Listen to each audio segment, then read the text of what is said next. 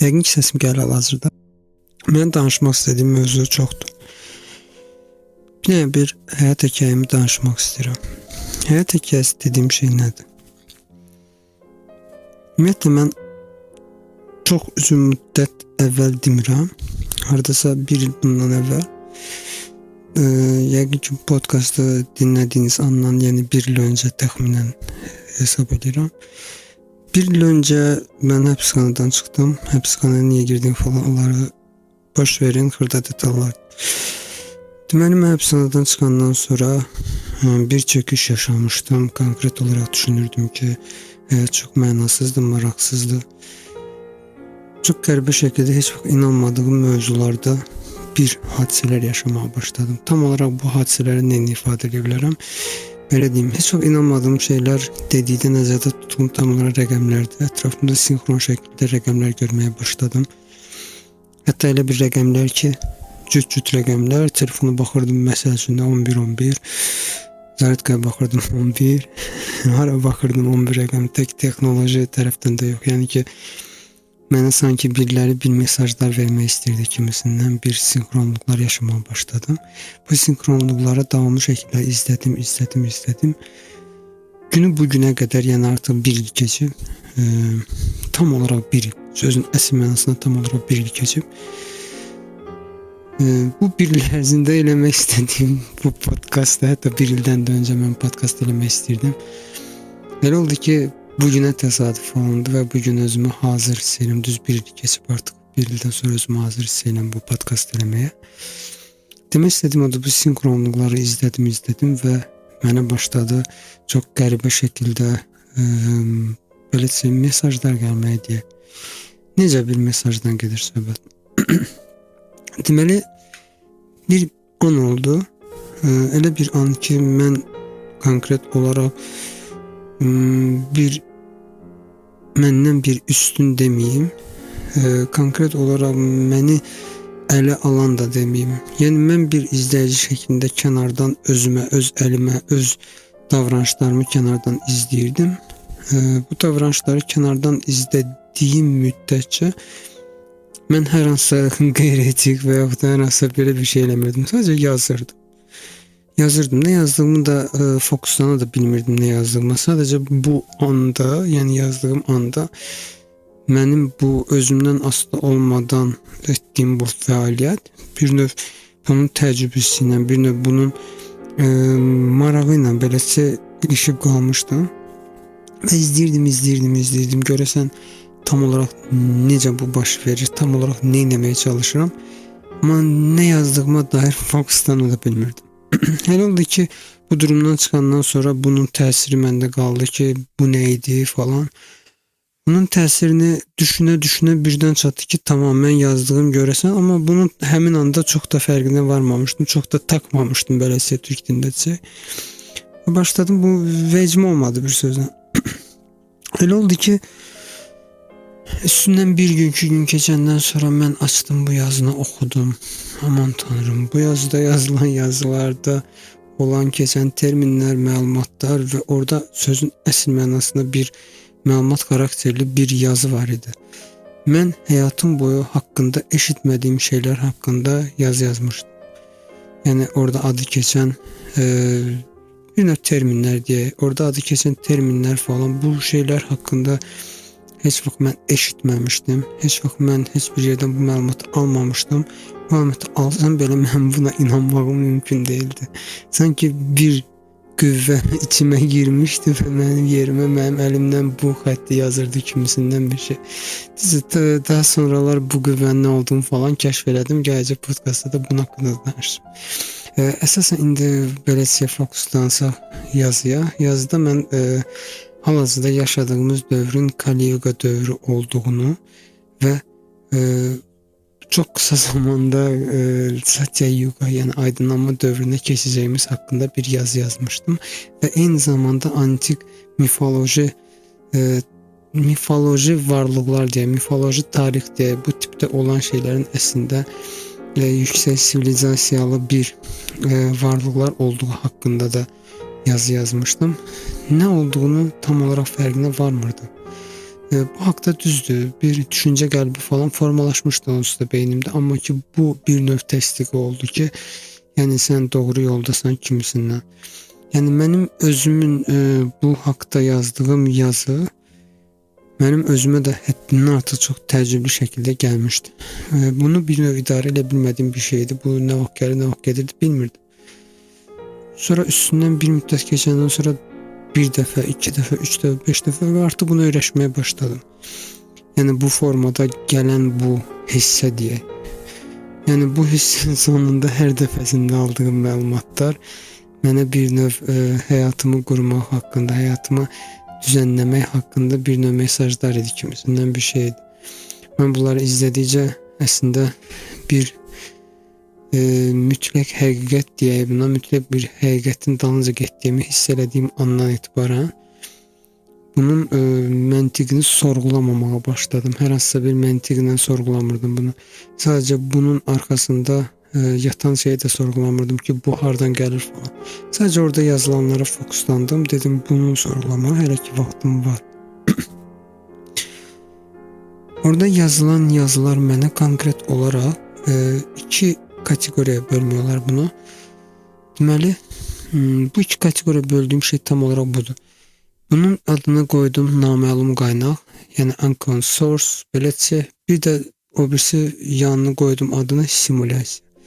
Simulyasiya haqqında yazılan şeylər konkret olaraq mənə süni intellekt və simulyasiyada yaşadığımız haqqında məlumatlardan savayı, yəni bunu bir növ ispat eləmək çabası kimi bir şeydir. Yəni bir növ mənə ispat eləməyə çalışırdı ki, hal-hazırda sən bir simulyasiyadasan.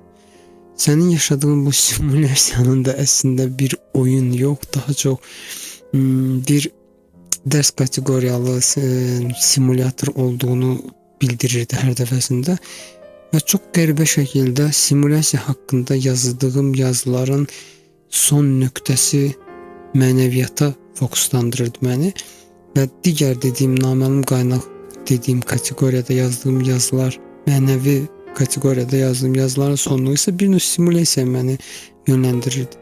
Çox qəribə şəkildə bunlar bir-birinə necəsə bağlanırdı, amma bir-birindən tamamilə ayrı idi. Çox qəribə şəkildə bunu qarşılayırdım əvvəlcə. Ondan sonra bunu qəribə şəkildə qarşılamağı beləcə saxladım. Sadəcə keçdim bunu həyatımda bir növ uygulama deyək də, yəni bir növ addımlar atmağa bu sayədə. Başladım, tamam, dedim mənəvi tərəfim mənə nə deyir? Mənəvi tərəfim mənə başladı deməyə ki, sən əslində ətrafında baş verən hadisələr, negativ deyə adlandırdığın şeylər əslində sadəcə illüziyadır. Birinci bunu qəbulləmək çox çətin idi. Halbuki, çünki mən həmin anda axı negativ şeylər yaşayırdım. Yəni necə ola bilər? Biri mənə pislik eləyib. Pislik eləyib də. Yəni mümkün deyil axı mən bunu, yəni mənim yazdığım yazıları istinadən geçsəm, bu mənim reaksiyalarım idi. Sadəcə o mənə əslində heç bir pislik falan eləmir. Birinci mən bunun məntiqini heç cür qəbul eləmirdim, amma bir müddət keçəndən sonra gördüm ki, bir dəqiqə dayan, doğrudan da bu belədir. Biri gəlib mənə deyir ki, tərs bir söz deyir. Mən buna, yəni onun mənə tərs şəkildə, negativ şəkildə yönləndirdiyi şey mən eyni formada ona qaytarıramsa, yəni bu mübahisə şəklində uzun-uzadı gedir və sonunda bir partlama yaşayır. Necəsə bir partlama yaşanır orada. Amma mən buna sadəcə reaksiya verməsəm, reaksiyalarımı, yəni fərqində olanda ki, buna bu formada reaksiya verən mənəm, reaksiyam yəni dəyişəndə, məsəl üçün biri mənə nifrət qusursa, mən ona sadəcə okey, tamam deyib keçirəmsə, yəni mənə heç bir təsir eləmirsə, onun mənə bəxş eləmək istədiyi əslində bəxş eləmir əslində mənə heç nə. Yəni bundan bir növ belə bir şey öyrəndim ki, əslində biz heç kimə, yəni nəinki biz deyək də, yəni heç kəsə heç bir şey bəxş eləmir. Məsəl üçün mən bir əsəb keçirdirəm, bu əsəb mənə məxsusdur. Mən qarşı tərəfə əsəb ötürmürəm. Bu əsəbi mən yayıram, sadəcə qarşı tərəfdə buna reaksiya verir və qoşulur beləcə mən dalğama. Bir növ Bluetooth-dan göndərdə aksept eləmək kimi bir şeydir, qəbul, prinyat deyək buna, yəni qəbul edir, bir gələn faylı qəbul eləmək kimi bir şeydir.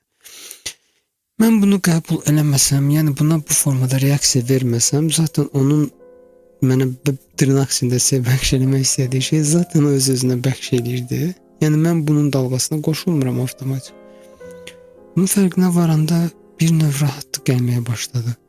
Və bunu mənə öyrədən hər hansısa xarici bir kitab, faktor falan. Əslində bunun haqqında çox oxumuşdum. Sadəcə maraqlı gəldi ki, necə olur ki, mən bunu oxumuşdum, mən bunun fərqinə varmadım, amma bu şeylər mənim içimdən beləsə, həmin o naməlum qaynaqdan gələn, o yazıdan gələn yazı mənim bir növ məntiqli olmağa başladı. Yəni bunun mənim içimdən gələn bir naməlum qaynaq olması faktor məni buna gətirdi, yoxsa nə isə bilmirəm. Amma zamanla bir növ belə bir şey də kəşf elədim ki, bəzi sözlər, bəzi kəlmələr, bəzi cümlələr deyək və yaxud da fərq eləmir.